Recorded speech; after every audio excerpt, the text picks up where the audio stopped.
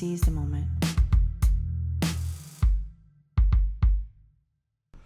Hello everyone, welcome to the show. Today I'll be speaking with a brilliant Brazilian Jiu-Jitsu athlete as well as a former track athlete who's currently in pre-med at U of T. Please welcome Kei-shawonna. When we first met, when we first got to know each other, like I was introduced to you through my partner, right? Cassandra. Yes. And she just told me, hey, I Love met that this cool girl. girl. She told me, she's like, hey, I met this really cool girl at Jiu-Jitsu. You know, you should come, you should meet her. And, you know, there's a lot of other cool people there as well. And she referred to you as Kesha, right? So did you always go by Kesha or Kei-shawonna? Okay, so basically, my name, I always told people was Kei-shawonna, but when you're in elementary school, for some reason, kids have a very hard time pronouncing that. So they actually came up with their own names. I had Kiwi, Kiki, Keisha, Kesha, like a whole bunch of names. And I'm like, you know what? I'm just tired of it. Call me whatever you want. And then at one point, people started to call me Keisha. I didn't like that. Okay. And I was like, okay, Kesha. Since it is actually how it's pronounced, I am a French-speaking person, so the sound E is E-I. Whereas in English, apparently English speakers read that as Keisha when it's actually Kesha. So, you know, Kesha was just an easier way of going about things, but then recently I just like started to really appreciate the name that my father gave me because it has meaning behind it. And I was like, no, my name is not hard. You just lack experience with it. Yes. Just practice, you know? Yeah. And I think you should do the same. You know, your parents, what? they give you a name. Yeah. It's your real name. There's meaning to it. Like, respect it, you know? I 100% agree. Again, it's something that I've been thinking about going back and forth for years, you know, and it's tough because, you know, you want to like be nice to people and be like, oh, you know, it's okay. You know, you can't pronounce it. Okay. Call me this or whatever. But at the end of the day, it's like, yo, just put in the work, man. You know what I mean? Like, learn how to pronounce the name. It's just a name. Yeah, exactly. Yeah, I think it's important, especially if it has like meaning to it. And plus, I mean, I'm immigrant. My parents are immigrant. Like, yes, it's different. It may be a little unique and foreign, but it's like, that's what Canada is anyway. We're very multicultural out here, and expect that. Awesome. And so you mentioned that it has meaning. What does it mean? What does Kei-shawonna stand for? So it's actually half Japanese and half Swahili. Okay. And it's a double meaning. It actually means we shall see the rapture. So the first meaning actually is, because rapture is a double meaning. It means intense feeling of utopia. So like pleasure. Yeah. Yes. Which I really like. So you're going to experience a lot of pleasure and utopia. And then, of course, because I come from a Christian background, Christians believe in the rapture, which is like the second coming of Christ. So it also has a little bit of belief, spiritual belief behind it as well. Yeah. And of course, you know, people have different phases and stages in their life, and sometimes they get more spiritual and they get more in touch with that. So they start to find meaning in their name, and that's exactly what happened with me. So that's awesome. I like it. Yeah, I absolutely love it. How about your name? You know, I'll have to look it up. I'm sure it does. In the past, when I've looked it up, I think it's got like Greek origins, obviously. And what's funny about that is Cassandra's name is also Greek, so I'll have to look into it. Right, I knew it. Yeah. I have to look at something like Angel. Probably is. So yeah, like when I was first introduced to you, you know, Cass was telling me you're such a great person, and you're also very physically talented, was something that she had mentioned to me. And then once I got to know you and talk to you, I realized that it was an understatement, you know, because you've done and accomplished so many things. And I was curious, where did your sort of fitness career start? I thought it started with track. Is that kind of where it started? No. All right. Track and field was when it's when I decided to take things more seriously because everyone was pushing me to do that. But it actually started when I was like 3. Okay. Like my father and mother are very athletic people. My father played soccer, which we call football, in Europe. And in Latin America too. Oh yeah, right? Latin America, so you know. Yeah. And as soon as I came out the womb, pretty much, they were like, you're ready. So I started. I'm serious. My dad was like, let's go. And you know, I like the fact that he used it not only because sport is so amazing, but it was his way of teaching me about life, because sport is a teacher. Yeah, yeah. So it was our dynamic and the way like our relationship worked. So when he wanted to teach me about life being so tough, he would teach me outside when I was waking up at 5 a.m. and he was training me. So I started off with fencing, then went on to gymnastics. I did tennis for a bit, and then gymnastic again, and then that's when I started track and field. I was around 16 years old. I was trying to skip all my classes in high school. And I was like, I need to join every single sport team there is in this school. I went to a track meet, and I didn't realize I came third place. So what do you mean? How did you not realize? Basically, I didn't know how it worked. I was just like, okay, so what do I do? And they're like, you stand here, you hear that gunshot, you run. And I was like, okay, cool, this is fun. Yeah, yeah. And I just went ahead, and I think I was third place or first place. Either way, that day I got scouted. Nice. So that's when, someone approached me and they were just like, you're amazing. We want you on the team. Come to Flying Angels. Nice. And which is a pretty big team. And, you know, I had the scholarship and everything. But, of course, maybe we can talk about that later. But I did not take that opportunity due to stupid decisions. But, it was a very good time. Yeah. Is that was that moment when you realized you were fast? Because I had a moment when, for me, it was super late. I mean, I was in physio school, so I was like 23, 22, 23. I was in physio school, and we are doing some like group thing and like a team building thing. And there was a moment where we had to like all do some little race thing, and you know, I was pretty neck and neck with the two teams, and I was like the anchor, and I just like smoked the guy who was like running with me. That's usually when you find out. And and I was like, tests. yeah, and I saw the guy, and the guy looked pretty fit, you know, and I was like, holy shit, like I smoked this guy, like I'm actually pretty fast. And then I started to really pick up soccer. Like I wasn't that good. My dad always tried to push me into it when I was really young, but soccer's good for the whole body. Yeah, 100%. And I didn't really realize that until I was in my 20s, and then I kind of took off from there. But obviously I was older, so I'm not like, hey, I'm going to compete in running. But would you say that was the moment where like you realized you were fast, or was it before that? No, I always knew that I was fast because my dad told me, but it was only my dad that told me. So, you know what they say, sometimes you don't take what your own family tells you very seriously. But when I was performing in front of other kids and like everyone made it a big deal and everyone saw I got scouted and my teachers were rooting, that's when I was like, okay, I'm fast. Nice. Like, I'm fast. I got scouted. Like, I'm fast. Nice. So where did that take you? So you said you joined this team, Flying Angels, and like, Angels.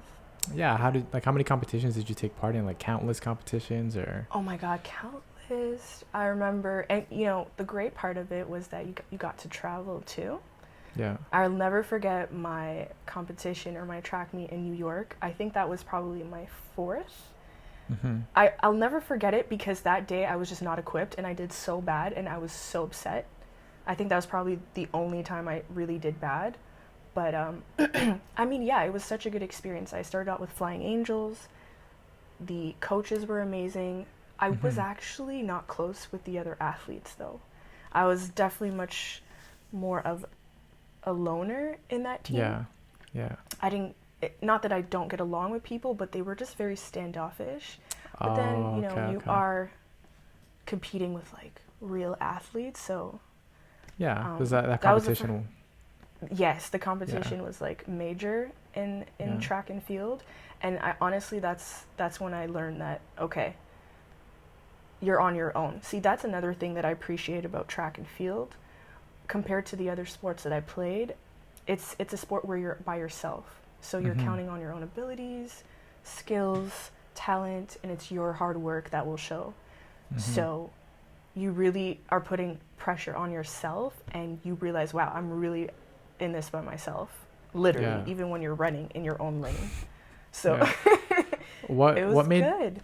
What made New York so memorable? You said it was one of the most memorable things. Like, it was memorable because of my bad performance. Okay. I am how do I say this? Low-key, indirect, sore loser. Oh, okay. And I always believed in this. I know that people say sore losers are bad and like they're very unpleasant, but at the same time, like I understand where they're coming from. Sore losers are actually kind of good because they can't stand losing and they use that as fuel to get better. My sore loserness is more internal. Like I'll be like, yeah, it's okay, things happen, but inside I'm going insane. So that day when I couldn't perform at my best, oh no, I wanted to leave right away. But that was because we arrived at 6 a.m. and I had to compete at like 8. I did not get to sleep. Yeah. And I was like, that's not fair.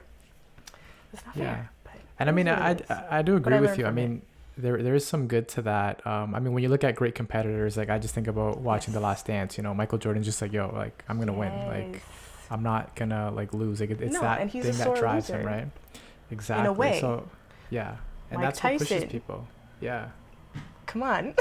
Yeah, exactly. So it does make good for good athletes. I feel like there's good to be said about both sides of the coin, like that kind of mindset, and then the other mindset about like just looking at your own performance. But in something like track and field, it's like you're literally put up against like, however many people, and you gotta like, it's the times and it's all compared. So 100%. Yes, everything counts. It's all on you.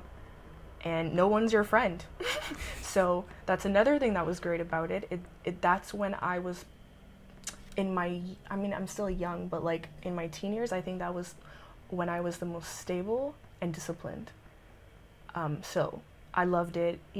I grew up a little bit differently. Like my father was definitely more strict, either school, sport, or, studies. So while people were like hanging out after school or going to parties, I wasn't allowed, which I was okay with because I was just doing track and field. So it put a lot of stability and discipline in my life, which I'm very, very glad.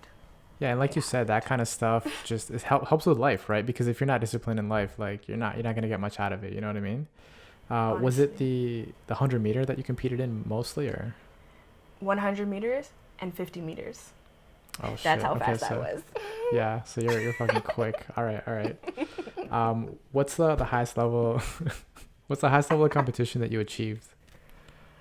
What do you mean by that? Like, did you? Well, I know, like, I don't know much about track and field, but I know that for weightlifting, for example, there's like provincial, there's national, and then international, for example. Okay, yeah, no. I was on my way to national. Like, I was gonna compete for Canada. Like, that's how good I was. Like, it was set. Everyone knew. Like, I did not have to worry. I was set. But it's just due to bad decisions. I was young. I took advice from my boyfriend at the time, and I literally threw it all away, which is not smart, but I got my scholarship. I was ready to run for Canada. So that was the level I got to before I threw it all away. Do I regret it? Of course, I did regret it, but I literally just got over it. I kid you not, like a year ago. Can you imagine? Yeah, Isn't that's that a long crazy? time. How long was that, like, that you held on to that? I graduated when I was 17 years old. That's when I was ready to go to Miami. To run and go to school. So I'm 24 now, so see how long it takes sometimes to get over things, but it was a lesson in itself. And that's why I joined Brazilian Jiu-Jitsu, because it was kind of like a redemption type of thing for me, So when I went to that competition, I was like, I did not come here to lose. I'm excited to talk about that, and I want to like put some clips up just to show people like how badass it was, because when I saw those videos, I was like, damn, this girl can kick some ass, This girl is on fire. For real. Okay.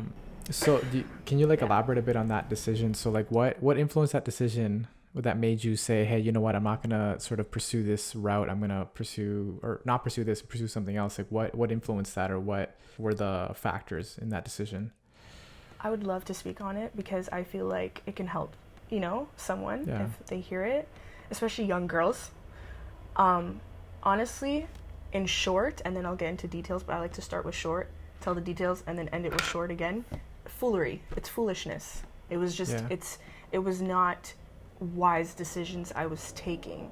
And I think that it's so common for people to take unwise decisions, and it's not talked about enough, especially when it comes to sports. This is a very popular concept in the sport world, and that is, it's it's hard work that beats talent. And sometimes when you're too talented, you take things for granted, and you end up not working as hard, and you start losing in the end. So anyway, so basically what influenced that decision was basically, it's so stupid. It was literally just a love interest at the time.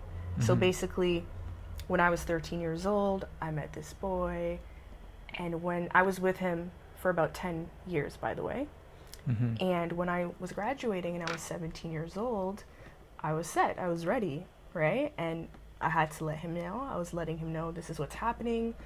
Sorry, but like, I'm moving to the States, whatever. And he was not down with it. Obviously, he came from a place where it was full of insecurities.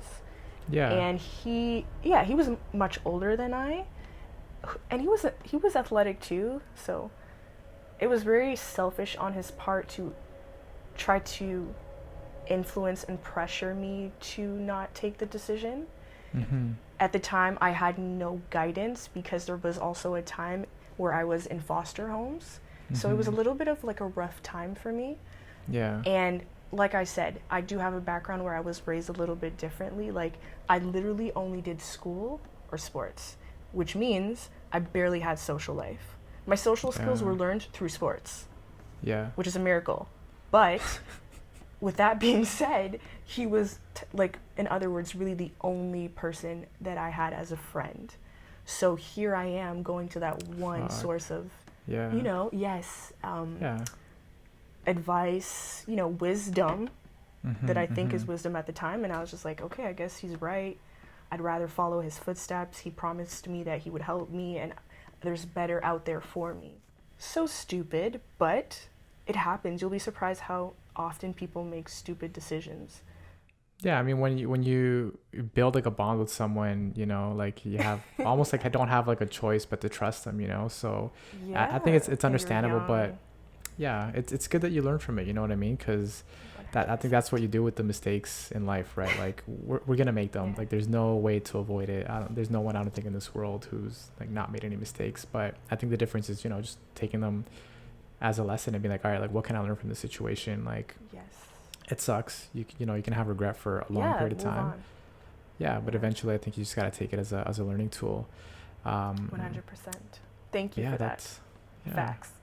Of course, I'm happy to help. You said you got your redemption in Jiu-Jitsu. So like when did you start training? Jiu-Jitsu. Yeah. Okay. When did you start training for that? I started last year, in June.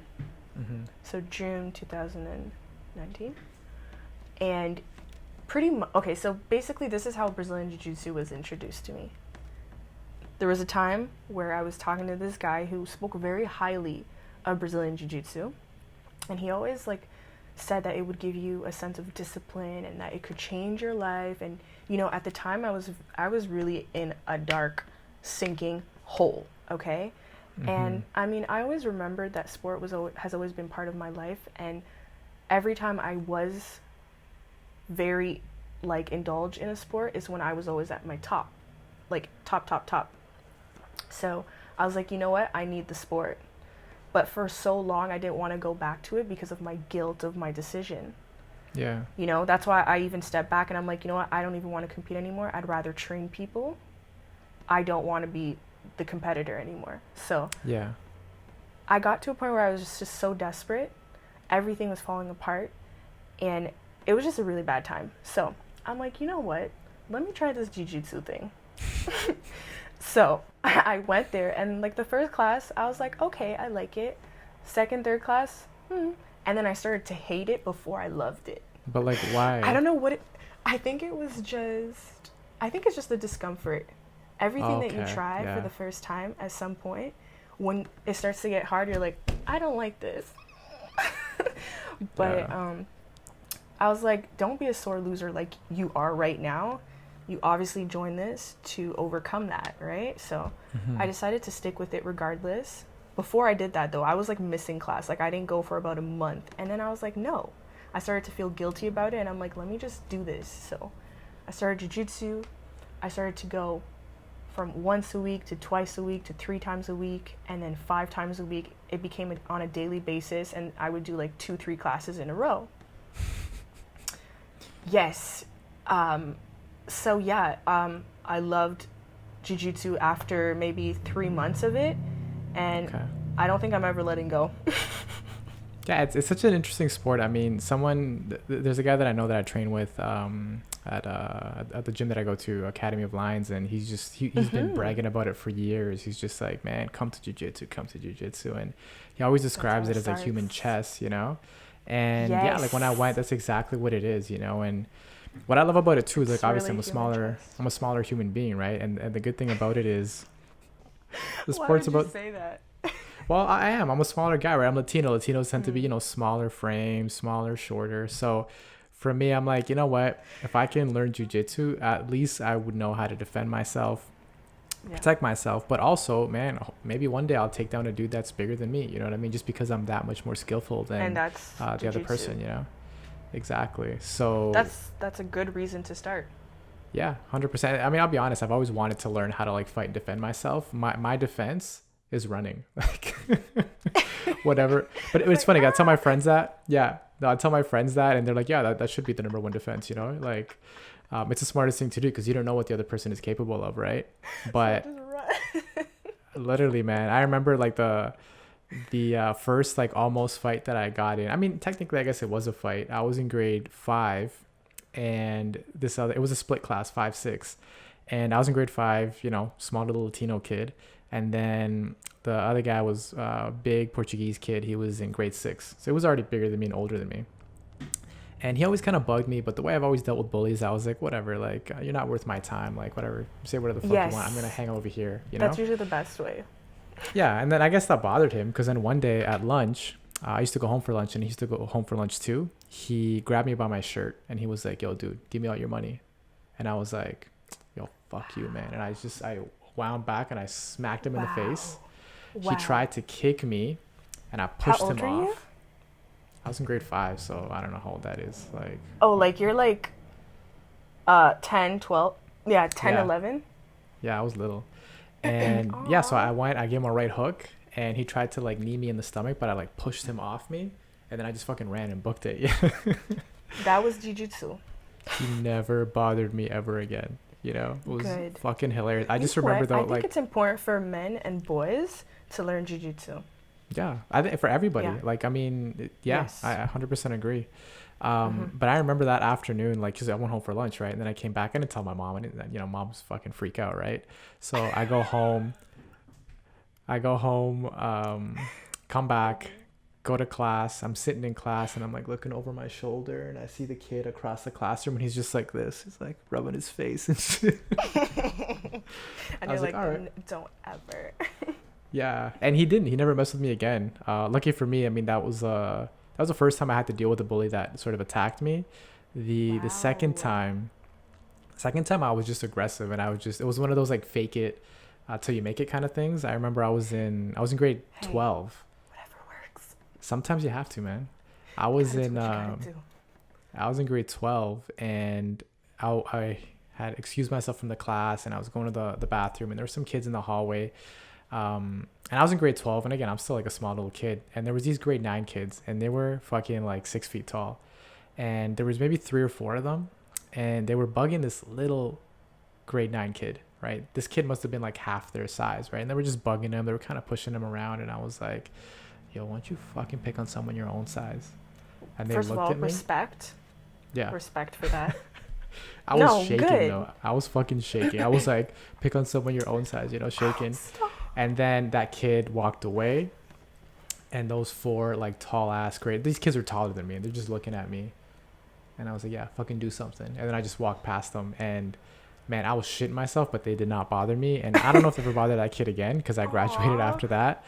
But yeah, that was like, I was fucking shitting myself. But that's like, those 2 situations make me feel like, you know what, it'd be good to know at least how to defend myself. And that's one of the things I love about jiu-jitsu. It's not necessarily about, at least from what I know, it's not necessarily about like attacking the other person and taking them down and hurting them. No. When I was reading the book that's Gracie Barra, it's about, well, where it originated from was from self-defense. I think monks were the first ones to kind of start to like, that's where the origins came from, where it was like, hey, you know what, we're peaceful, but if someone tries to fuck with us, like we got to find a way to like take someone down, like to peacefully. Let them know. Yeah, exactly. Let them know, hey, it's like, more of a I'm letting you know what can happen, but because of peace, I won't do it, but know that I'm capable type. Yeah. And that's what I like about Brazilian Jiu-Jitsu. Yeah, that's the shit that got me too. When I read that in that little book that's in Gracie Barra, I was just like, okay, shit, like I can fuck with this, because I was debating it for such a long time, you know. Cask is trying to get me into it. My homie tried to get me into it. But yeah, now I'm just sad that like we have to fucking wait for COVID, you know. I'm waiting for the day where I hear we can even compete, but I can't even think about that right now. Yeah, competitions are. Let me just comment on what you just said real quick, though. First of all, I just want to applaud you for being that person that even if you're afraid a little bit inside, because you have this sense of justice in you, you feel the need to still step up for someone else. I love that. I'm always going to support that. Like, I'm on the same side of the fence when it comes to that. We are bullies to bullies, okay? Secondly, 100%. I like the fact that you, honestly, right? And I like the fact that you mentioned that Brazilian Jiu-Jitsu is more of a self-defense sport. It's not about knocking people out. It's not about takedowns and like hurting people. It's actually one of the most humbling sports I've ever come across. It's you have to be very responsible with Jiu-Jitsu, because you really are learning how to take people out and potentially kill them. Yeah. It's not a joke, right? Yeah. But you have to have enough self-control to not let it get to your head and humble yourself, because it's more about making people submit than taking them down. Exactly, yeah. And that's why I love Brazilian Jiu-Jitsu so much, because it's also a sport that attracts fairly solid people. It's not really a sport where you're going to find, what they say in Toronto, waste mans or waste youths, Yeah. It's really solid people that have a good head above their shoulders. You meet good people in Jiu-Jitsu. So, yeah, 100% there's just so many pros about it.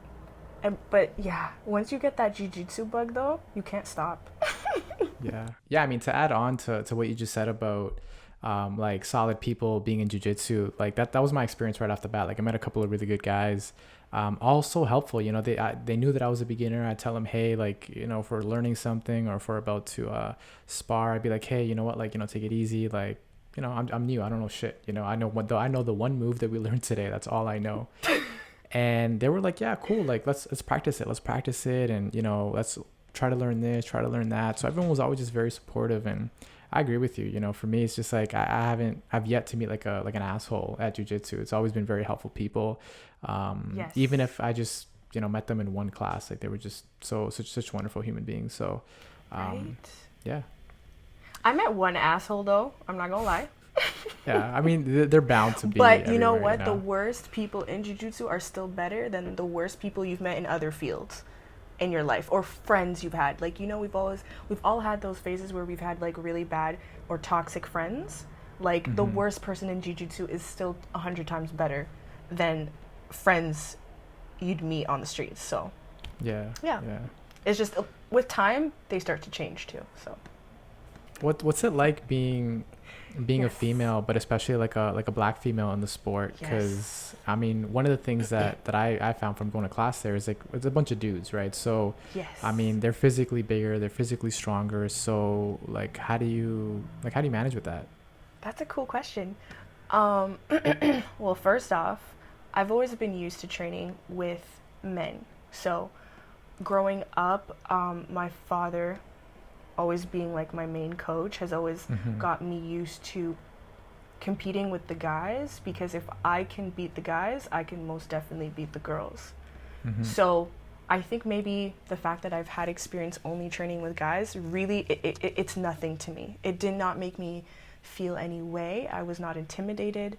The guys there are they're professional. They don't make you feel uncomfortable. So for me, that was not even like a thing, being a female. Now, yes, one thing you will notice now with Brazilian Jiu-Jitsu is that it's definitely not a sport where you find people of color, black people, anybody of color really. I think literally the first half, like 6 months, I think I was the only black person in the class. And it was interesting. I didn't know that. But another good thing that I appreciate my father like raising me with is that being a black woman does not stop you from trying sports where we're not used to seeing black women. You know what I mean? And at the end of the day, what I like is that, you know, it's not because I'm black that I win a competition or people respect me the way I am. I think it's more about the skills that I have, and I think that's what people look at more in the gym, which I appreciate. It is possible that people may have judged me at first, you know? Yeah. What is this girl? First of all, I was the only girl training there for at least 4 months. There was no girl class at first. And then after a few months, girls started to come in. So I could have probably been judged, but I think people started to see that, okay, there's more than just color, being a black woman.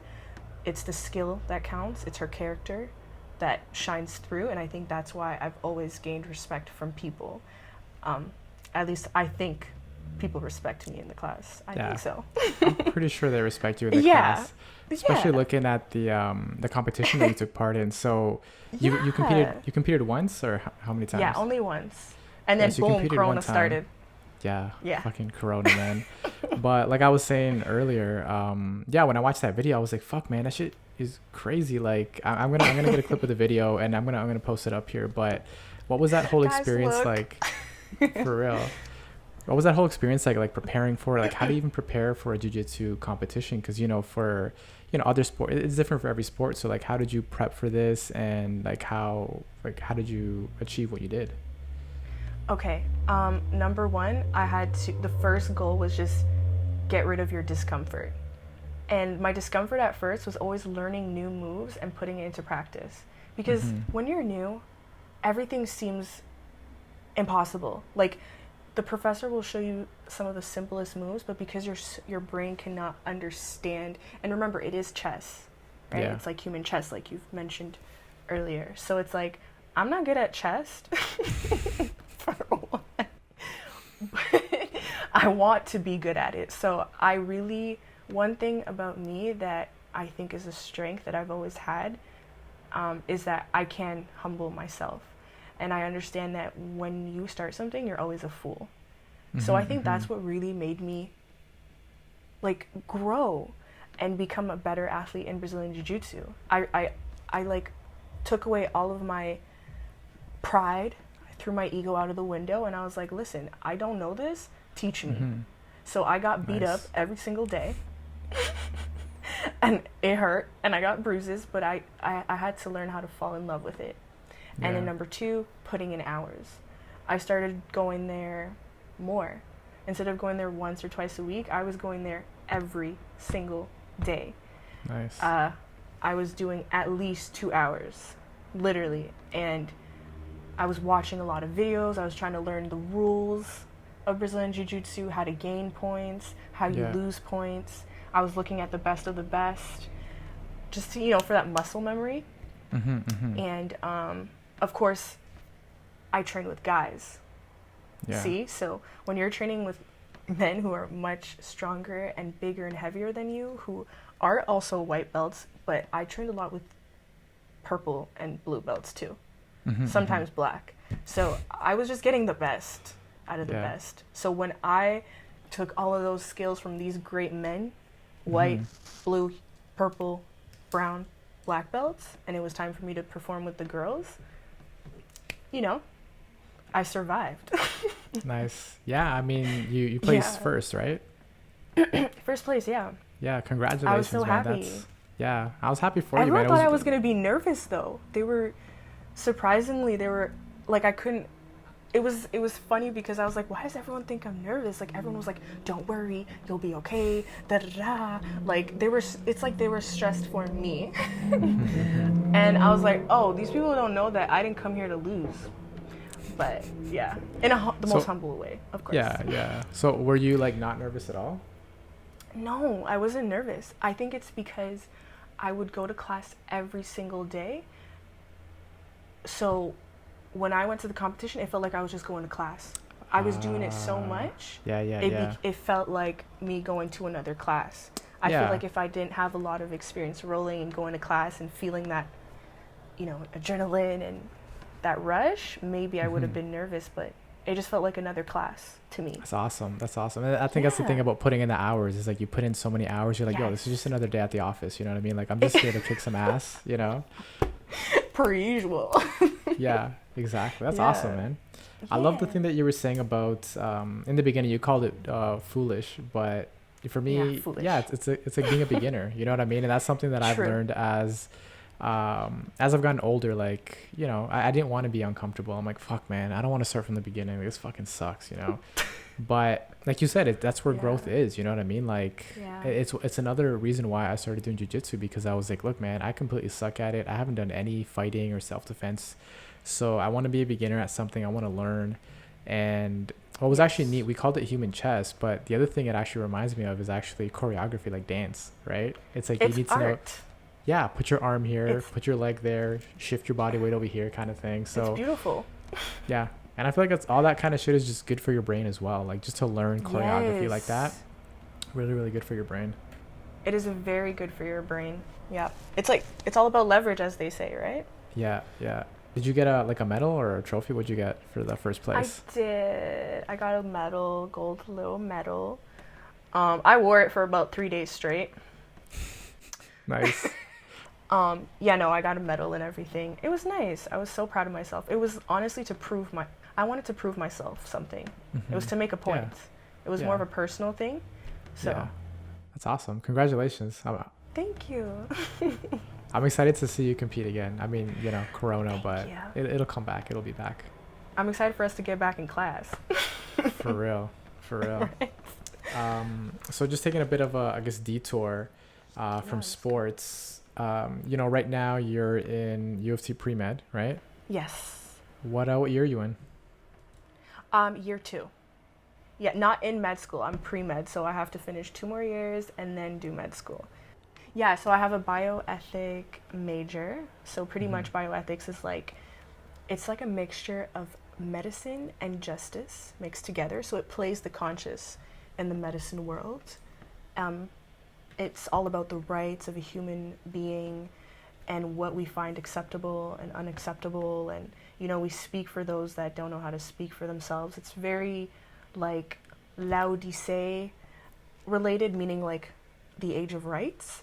And it's very overlooked. I feel like it's not too popular, but I feel like in the next few years, especially considering everything that's going on right now with rights here and there and everybody wanting rights, I think it'll be a good thing. And I love the fact that it's just 2 of my favorite things, which is justice and medicine, which also relate to sports. So 100%. I feel completed. Yeah, and I love that we're talking about that, because I mean I'm a physiotherapist, and you know I've worked with patients that I feel don't have that support, like you're saying, they don't, like no one speaks for them, you know what I mean, like they're just kind of written off, like they're just like, oh, I have this pain, they do an x-ray, they do an ultrasound, they do an MRI, they don't find anything, and they're like, and they just kind of brush this person off, and I'm just like, nah man, like, you know, we can't. Yeah, it is important, like you need to give them a voice, you know what I mean? So I'm glad that you're doing that stuff. I like what you do, and I think it's perfect for you, by the way. Seriously, with the way you are, your personality, your character, it really, like, you have the perfect job, seriously, for you. Thank you. Seriously. Thank you. And I like the fact that, like you said, like, you do it for people that don't really, like, they're not really considered, especially when there's pain that you can't see. Like, that's the thing about certain pains. Like, if someone's bleeding outside, of course people will feel bad for them because they can see it, but when you have like all these pains inside your body that no one knows of, it's like people kind of just ignore it. So it's good.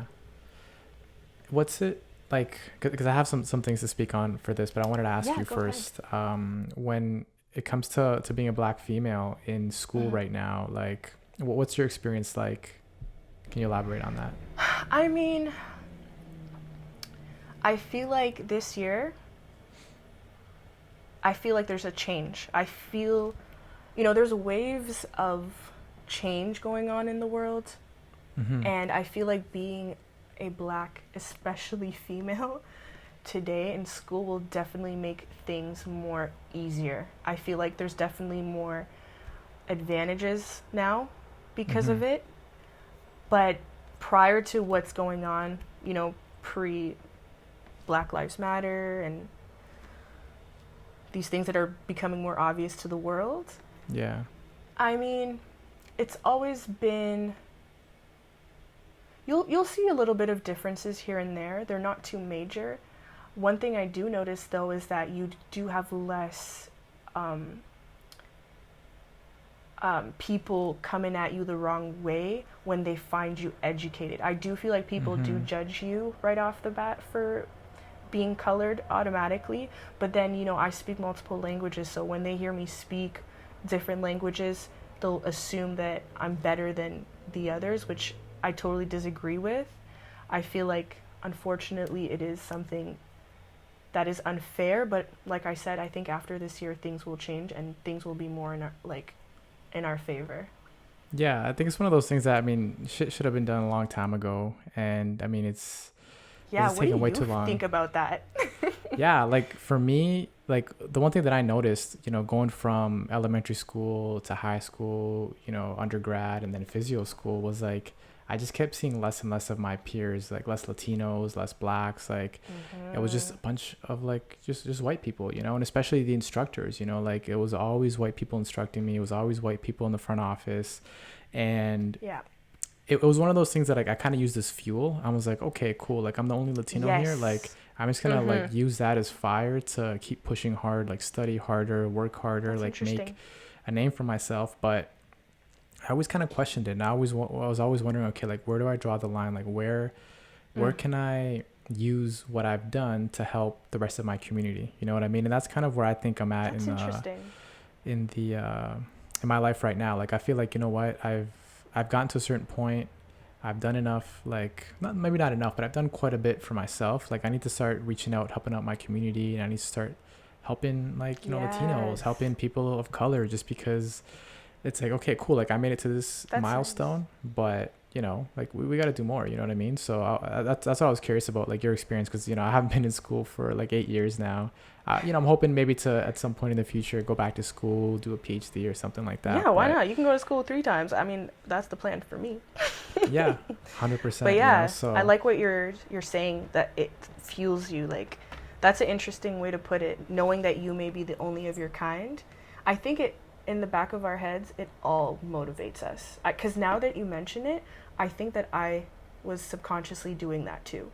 I do like to represent what I represent very well, you know? So even like, when we talked about being the only Black woman in Brazilian Jiu-Jitsu, like I like to present myself in a manner where it's like, yeah, we could do this too. And it's not 100%. every, Black, woman that can't do this. We're talented too. So I like that you said that. Yeah. Awesome. Thank you. Yeah. So why medicine? I mean, you're saying that, you know, it relates to sport. Is that sort of what kind of pushed you towards medicine, or is there something else that kind of motivated you to say, hey, I want to do pre-med and my goal is to go to medical school and, you know, hopefully be a doctor? So I've always wanted to be a doctor since I was like 4 or 5 years old, but it was just something that amazing. Yeah. Yes. So that's something that I knew from a very young age. It's just, and see, this is something I wanted to mention also about school. You know, when I was in elementary, whatever, you don't see things because you're too young. High school, you will see, unfortunately, like they literally do, in a way, not support, especially like colored people, to take these amazing classes. They don't let them know that there are options out there. I think the only reason why I was even able to do what I'm doing is because of my father. And it sucks because, I'm an immigrant. My parents are immigrant, and we were going to French-speaking schools only, like full French, which were very limited in Ontario at the time. So when you have a school, a bunch of immigrants put together who don't know the system, and they're just leaving their kids in, you know, these strangers' hands, and they're letting your kids not really get all these opportunities that are available, sometimes you have a disadvantage. So I did see unfairness even earlier in the schools. My father would like talk about it, and he's like, listen, if this is what you really want to do, then you should do it. Nice. And I was like, okay. But because of me being in school and they were not really talking about it and they were not really giving us options, I kind of like pushed it away. Because it was almost like when you went to school, they were just limiting you to the type of jobs you could do. They weren't really encouraging kids, you know, to do really what they wanted to do. Yeah. Which I feel like it's like kind of a setup. Yeah. And when you're young, you're pressured. You know, other than your parents, the teachers in the school raise the children. Yeah. It's a big part of children's lives. You know, your teachers are your other parents and they raise you. So when you hear you could only do these certain jobs all the time, it can get to the kids. So I kind of let go of that. But then I started to get very strange experiences in my life. I started to come across a lot of people with conditions. Like I would meet a person on the street who is having a heart attack. Like, this is how I got my interview with John Tory. So let's talk about this was like one of the many experiences that I've had. I've always came across sick people for some reason. Always. And there was this one man, I was skipping school, of course. It's a good day to skip school, Good day to skip school. It was meant to be, okay? Yeah. But yes, I was skipping school because the day of I had a project to give in and I didn't start it, and I was like, damn, I gotta go to Walmart. And I was like, procrastinating per usual. Yeah. And I went to Walmart and I saw this man in his car. His car was on and he looked like he was laying down, and it was right in front of, like, was it Food Basics or No Frills? Some store like that. And I was laughing at him actually, which is so ironic. I was like, ha ha ha, what's he doing? Like laying down waiting for his wife? And he kind of looked like a little sleepy, and I was like, I go into Walmart. 30 minutes later, I come back out, and he's still laying in the same position, looking very weak. And I don't know, like something in my core told me something was wrong. So I'm like, I'm gonna check on this man. I would feel really guilty if I did not. Good for you. If I just turned away. Thank you, but like I always feel like that for anyone, like in public. Not a lot of people do that. Not a lot of people do that. People always assume, you know. I think people just assume, hey, that person's getting help already, so I'm just gonna keep walking by, you know. I didn't believe that at first, but as I got older, I started to see that, most people wouldn't do that. And they definitely made that clear, the police station and the Queen and all of that. So I was, no, because I'm like, no, I've always been that person. When I see somebody on the street, I don't care if it's in public. Like, if someone doesn't know that they're naked, because that happens, like, you'll have these crazy people that lost their mind and they're not wearing clothes. I'm that person to give them my sweater and I'm like, keep it, just get dressed. You know, or if I see someone losing it and they're on the streets and they're attempting suicide and they're just screaming and yelling and crying, I will be that person to walk them home. I'm like, let's call your the family members and get you home. Like, I like to do these type of things. So with that man in the car, I felt like something was wrong. I knocked on his window and he barely looked at me, and I'm like, I think I need to call the police. And I'll never forget, there was this really old man, about 98 years old, just looking at me, and he was like, I think something's wrong with him. And he's like, can you please check on him? I'd really appreciate that. You're a sweetheart. And it was like in the middle of like January, February, so it was snowing and I was freezing. And I was like, sir, get in your car, I'll do it, don't worry, like, you're gonna freeze, you're too old for this. So he's like, thank you. I called the police, and then the dispatcher was like, yes, please try opening the door and see if it's unlocked. And oh my god, I was 17 when this happened, so I was scared. I can't imagine. I was like, man. Fuck. Yeah, I was like, I'm about to open this random person's car. Yeah. What if he like reacts and hits me or something? But I'm like, I don't care. Better safe than sorry. So I opened the door. I'm like, ma'am, it's unlocked. What do you want me to do now? And she's like, does it look like he's breathing? And I'm like, I don't know. I can't tell. And she's like, would you mind performing CPR? And I'm like, pardon me? She's like, yeah, can you? And I'm like, okay, I will try, but I've never been trained, which is something that really upset me. Like, the next day, I took CPR classes because I was so upset that in schools, they don't really make, maybe today, but at the time, it wasn't really mandatory. You know, Yeah, they'll make it's- drama class and acting classes mandatory, but they're not going to teach you CPR. Like, that doesn't Yeah. make any sense. It's So such a I good skill tried to my have. It really is. And now, you know, like, I'm always making sure that I have my CPR renewed, you know? Like, I've been traumatized. Yeah. But, yeah, so I tried my best, of course. I didn't know what I was doing, but I was like, I remember in the movies, they just go lip to lip, they breathe, and they pump the chest. So they're like, put him in a prone position if you can. And honestly, I was under so much shock, because even when I put him, in that position, the laying position, he was just laying there. Mm-hmm. And I got on top of him, and we're in this tiny car, and he looked like mid-40s. He definitely was a smoker because of his teeth. And something like in me I got chills, because I was like, is he dead? Fuck, You know? man. Yes, and honestly, I think he was dead. I think he Shit. was dead. But I did it anyway, and I was like, ma'am, I really tried. I started to cry, and I'm like, ma'am, I'm trying, but there's Oh my nothing. God. And then the police was right there, and she was just like, okay, you can Yeah. step away now. So the police started to interrogate me, and it was so Yeah. funny, because the people passing by, the cars passing by, they were just shaking their head, giving me like these disappointing looks, because they assumed that, you know, the police was there because I was in trouble. Oh my God. And I was just looking at them like, y'all don't even know. This is why you don't judge people. You know what I Yeah. mean? That's They were just fucked looking up, at man. me. Yes, they were like Fuck. grown women and grown men just looking at me, putting their windows down, like, what did she get into? Another one of these, like, you know? And I was just like, you don't even know. Mm-hmm. So the police was like, you need to go to school. I don't even know why you're in school. So they had to drive me to school. Fuck. And it's crazy, because literally the minute I walked into the school, my volleyball coach looked at me. He's like, good morning. And then I looked at him, and that's when I just broke down.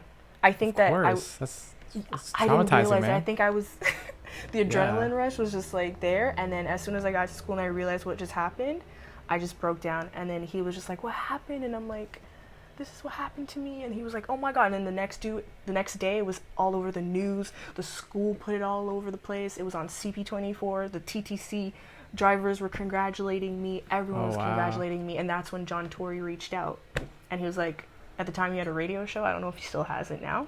Yeah. And he's like, I want to interview you. And I was like, oh, okay. And we went for the Crazy. interview. He was a little mean. Yeah. I'm not going to lie. I want to give him the benefit of the doubt and just say he was being super, super professional, to the point he did have no time to really be nice, maybe. Okay. I don't know, but, Yeah. you know, it was very quick. It didn't feel sincere at all. I just think it was Mm-hmm.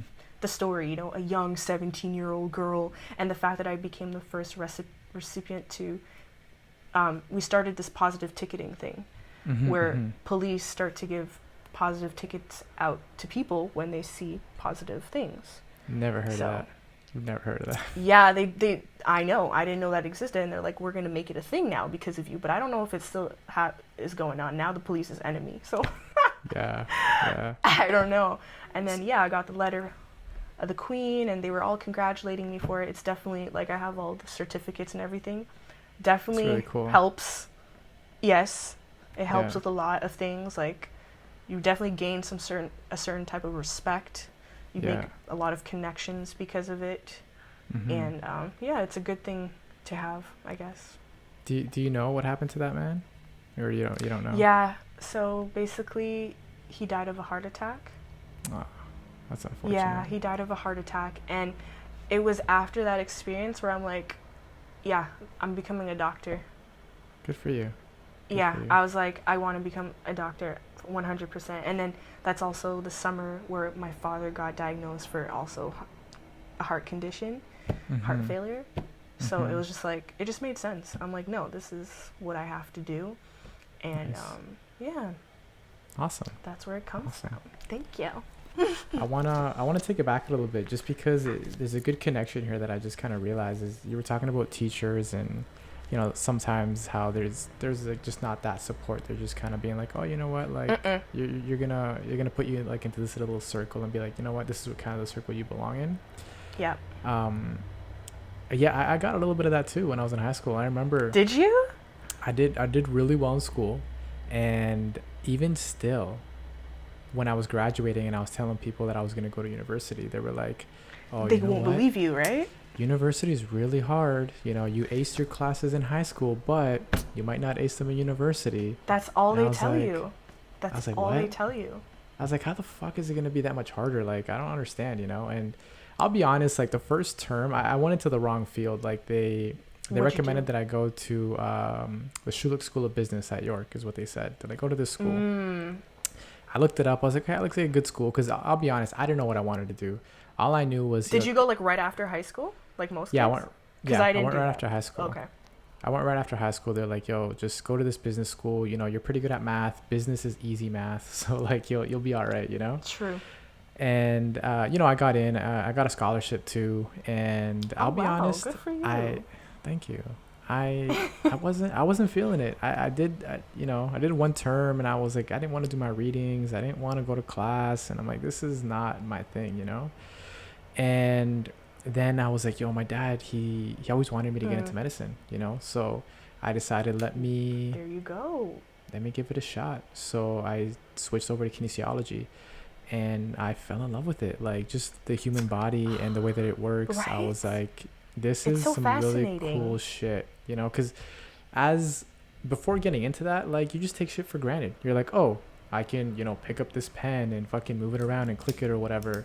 But then when you actually take a look at like the mechanics and the whole Yes, sort of I love biological what you just process, yeah, the whole biological process that goes into something as simple as picking a fucking pen up, you Said. start And some to be people like, can't do that. yeah, you start to be like, holy shit, like the human body is amazing. And, you know, the more you learn about it, the more there is to know. You know what I mean? So It's amazing. It's beautiful. yeah, it's one of those things that it makes me think a lot about like philosophy, like spirituality and does. shit like that, because you're like, you know, you look at the universe and you're like, oh, like, you know, the earth, the solar system, the sun, like you look at how it works and the The basics of it. systems And, are like the human body, in a way. and it's just, you know, Neil deGrasse Tyson puts it really well. He says that like we are like our own little universe, you know, and that's said this? something that Neil deGrasse Tyson, Okay. he's kind of like he's the Carl Sagan of like our time, you know. And yeah, like it's funny because in hindsight, I'm like, that's what I was beginning to realize when I got into kinesiology and health science. But as soon as I got into that, that's when my grades just were like fucking the same, if not better than in high school, because it was just one of those things that motivated me. And it was always like a fuck you to those teachers, you know, those teachers that said, hey, you know, you're not going to do that well in university. I'm like, yo, just watch me, you know. And, you know, eventually I graduated, went to physio school. And that was another thing. Like I had to make a decision. I'm like, you know, what am I going to do after this? I knew I wanted to go into some sort of healthcare. I was like, you know, am I going to go into medicine? Am I going to go into nursing? You know, what am I going to do? And then I see, like what you're going to specialize in. Exactly. And then somewhere along the way, I came across physiotherapy and I was like, yo, this How? is pretty, you know what? For the life of me, I can't remember exactly how, but I do Usually remember it's that like that. somebody had mentioned to me that, like, you know, you need to do volunteer work because it looks good on your resume. And I was like, okay, cool. So I talked to this person and talked to that person.